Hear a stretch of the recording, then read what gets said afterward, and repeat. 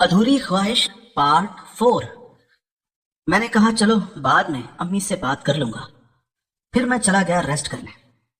अब मैं बेड पे सोया तो पंखा चल रहा था। हल्की हल्की ठंडी हवा लग रही थी।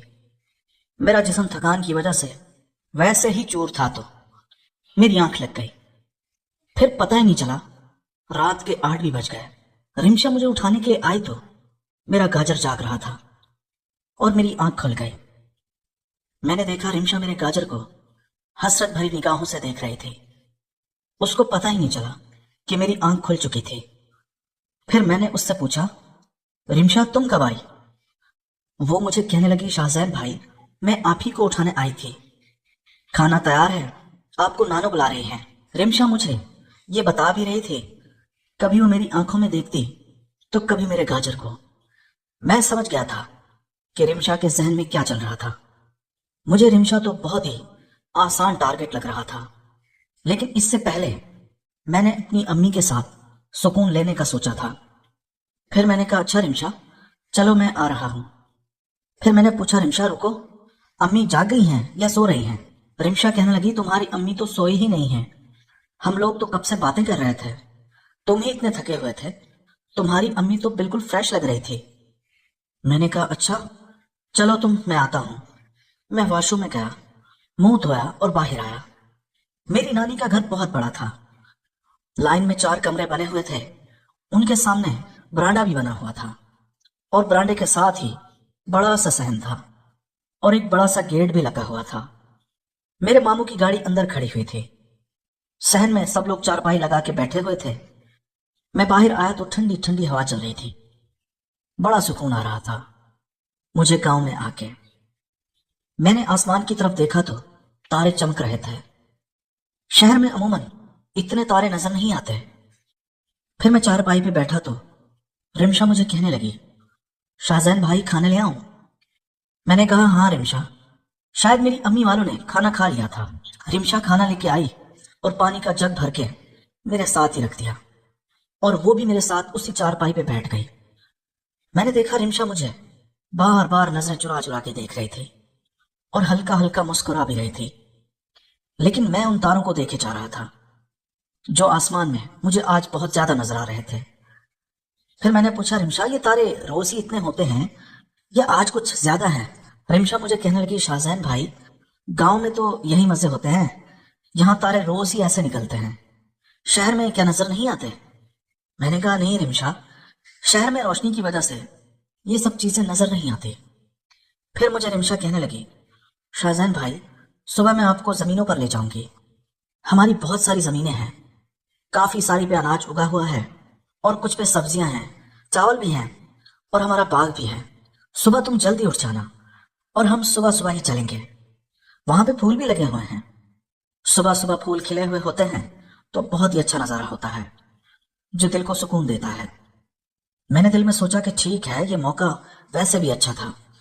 रिमशा अगर मेरे साथ उस बाग में चली गई तो वहां पे किसी तरह मैं बातों में वरगला के उसका काम उतार दूंगा, क्योंकि बचपन में मैंने वो बाग देखा था जो बहुत बड़ा था और सुनसान भी था। मैंने कहा, हाँ हाँ ठीक है, जरूर चलेंगे। फिर मेरी अम्मी, नानो और मेरी ममानी आपस में गपशप कर रही थी। मैंने फिर अम्मी से पूछा, मैंने कहा, अम्मी कैसा लग रहा है आपको गांव में आके? फिर मेरी अम्मी कहने लगी, तुम तो कब से सो रहे हो, हम तो यही बातें कर रहे थे, बहुत अच्छा लग रहा है। और फिर वो कहने लगी, सुबह हम बाग में चलेंगे। मैंने सोचा कि अगर ये सब चलेंगे तो मेरा रिमशा के साथ वो वाला काम नहीं हो पाएगा। मैंने रिमशा को कहा, मैंने कहा अगर ये सब लोग भी चलेंगे तो हमें घूमने में मजा नहीं आएगा। रिमशा मुझे कहने लगी, हम बाग में चलेंगे और वहां पे इन लोगों से अलग हो जाएंगे। फिर मैंने कहा, हाँ ये भी ठीक है। और फिर रात के 9 भी बज चुके थे। फिर दरवाजा बजा तो नानू ने कहा, रिमशा बेटे जा दरवाजा खोल, तुम्हारे भाई आए होंगे। रिमशा ने जब जाके दरवाजा खोला तो रिमशा के 2 भाई थे, यानी कि मेरे कजन। वो भी मेरे हम उम्र थे। एक का नाम नदीम था और दूसरे का नाम सलीम था। नदीम बड़ा था और सलीम उससे छोटा था। फिर वो भी आए और मेरे साथ आके बैठने लगे। फिर नदीम रिमशा से कहने लगा, अंदर से कुर्सियां ले आओ। रिमशा कुर्सियां लेने चली गई तो वो दोनों मेरे साथ बैठ गए। मुझे कहने लगे, हाँ भाई शहरी बाबू सुना शहर का कुछ हाल हवाल?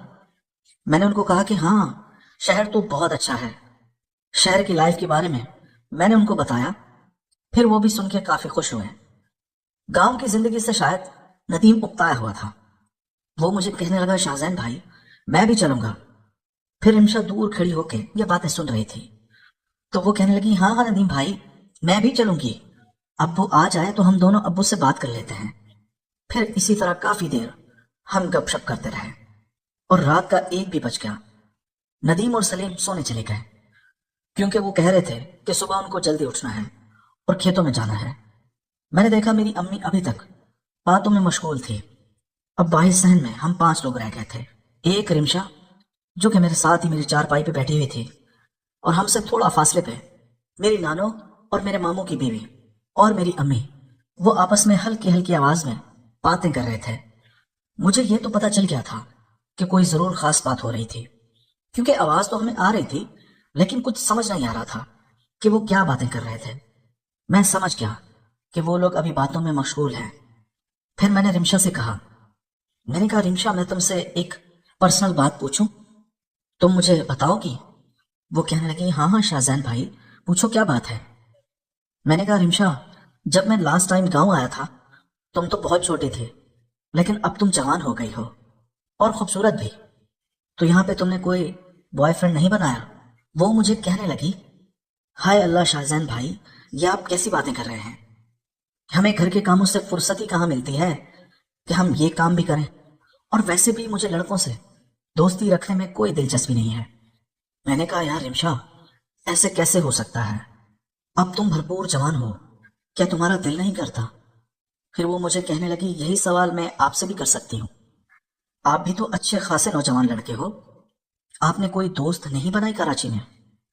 میں نے اسے کہا نہیں، لیکن ہاں میں کوئی ایسی دوست ڈھونڈ رہا تھا۔ اصل میں کراچی کی دوستی میں ایک مسئلہ ہے، جو شہر کی لڑکی ہوتی ہے وہ مخلص نہیں ہوتی، وہ کسی ایک بندے کے ساتھ ٹک کے نہیں رہتی۔ میری کوشش ہے کہ مجھے گاؤں سے ہی کوئی اچھی سی لڑکی مل جائے جو صرف میری ہو کے رہے، اور میں شادی بھی اسی سے کروں گا، وہ مجھ سے محبت کرے اور میں اس سے کروں گا۔ پھر رمشا کہنے لگی شاہزین بھائی سمجھو کہ آپ کی تلاش ختم ہو گئی۔ میں نے کہا کیا مطلب رمشا، تم کیا کہنا چاہتی ہو؟ پھر رمشا ہڑبڑاتے ہوئے بولی نہیں نہیں بس میں تو یہ کہہ رہی تھی کہ میں کوئی گاؤں میں سے اچھی سی لڑکی دیکھ کے تمہاری دوستی کروا دیتی ہوں۔ میں سمجھ گیا تھا کہ رمشا کیا چاہتی تھی، وہ اصل میں اپنے بارے میں ہی بات کر رہی تھی، لیکن پھر اس نے بات بدل دی اور ہلکے ہلکے مسکرا بھی رہی تھی۔ وہ ایک ہاتھ کو ٹیک لگائے ہوئے بیٹھی تھی، تو میں نے آرام سے اپنا ہاتھ اس کے ہاتھ پہ رکھا۔ وہ ایک دم بوکھلا گئی، اپنا ہاتھ وہاں سے ہٹانے لگی تو میں نے دونوں ہاتھوں سے اس کا ہاتھ پکڑ لیا۔ میں نے کہا رمشا گھبراؤ نہیں، مجھے پتا ہے تم مجھے کیا بولنا چاہتی ہو، میں تمہارے دل کی بات سمجھ گیا ہوں، اصل میں بھی یہی چاہتا ہوں۔ اب میں رمشا کو اپنی باتوں کے جال میں پھنسا رہا تھا، مجھے یہ تو پتا چل گیا تھا کہ رمشا مجھے پسند کرتی تھی، میں جو بھی رمشا کو بات بولوں گا وہ گھر میں سے کسی کو نہیں بتائے گی۔ پھر میں نے اس سے کہا کہ رمشا میں تمہیں اپنے دل کی بات بتاؤں، اگر تم وعدہ کرو کہ کسی کو بھی نہیں بتاؤ گی۔ اس نے آنکھیں اچکا کر مجھے دیکھا اور پھر کہنے لگی ہاں شاہزین بھائی بتائیں۔ میں نے کہا رمشا میں اصل میں گاؤں آیا ہی اسی وجہ سے ہوں۔ پھر وہ کہنے لگی کس وجہ سے؟ میں نے کہا رمشا میں تمہارے لیے ہی آیا ہوں، اصل میں تمہیں بچپن سے ہی پسند کرتا ہوں، اور تم مجھ سے قسم لے لو میں نے تمہارے علاوہ اپنے دل میں کسی کو جگہ نہیں دی۔ میں جب سے جوان ہوا ہوں میں صرف تمہارے بارے میں ہی سوچتا ہوں، میں گاؤں آیا ہی اس لیے تھا کہ تمہاری مرضی جان سکوں، اور پھر میں اپنے امی ابو سے بات کروں کہ وہ تمہارے امی ابو سے ہماری شادی کی بات چلائیں۔ میں رمشا سے جھوٹ بول رہا تھا، میں صرف باتوں کے جال بن رہا تھا، لیکن میں یہ محسوس کر رہا تھا کہ رمشا سچ میں ایموشنل ہو گئی تھی۔ پھر وہ کہنے لگی خدا کا شکر ہے شاہزین بھائی، اللہ نے تمہارے دل میں میری محبت ڈال دی ہے۔ میں تو نماز پڑھتی تھی اور جب بھی قرآن پڑھتی تھی میں تو اپنی دعاؤں میں تمہیں ہی مانگتی تھی۔ شاہزین تمہارے چہرے کے نقش اپنے ذہن میں بناتی تھی۔ میں جب سے جوان ہوئی ہوں میں نے بھی اپنا دل تمہیں ہی دیا ہوا ہے۔ شاہزین تم بے فکر ہو جاؤ، بس تم اپنے امی ابو سے بات کرو، میں سجدہ شکر ادا کروں گی۔ اللہ نے تمہارے دل میں میری محبت ڈال دی ہے، جب اس کے یہ الفاظ میں نے سنے پہلے تو میں بہت ڈر گیا، کیونکہ میں نے یہ سن رکھا تھا کہ گاؤں کی لڑکی جب کسی سے پیار کرتی ہے تو پھر وہ اس کو ساری زندگی نہیں چھوڑتی، سارے زمانے سے لڑ جاتی ہے۔ لیکن میں تو صرف اس کے ساتھ ٹائم پاس کر رہا تھا۔ پھر میں نے بات فوراً بدل دی۔ میں نے کہا اچھا رمشا، ہم بعد میں بات کریں گے، مجھے نا ابھی بہت نیند آ رہی ہے، میں جا رہا ہوں سونے۔ پھر میں امی کو کہنے لگا امی بس کریں باتوں کی، اب سوتے ہیں، رات کے 2 بج چکے ہیں۔ پھر میری امی کہنے لگی جاؤ شہزین تم سو جاؤ،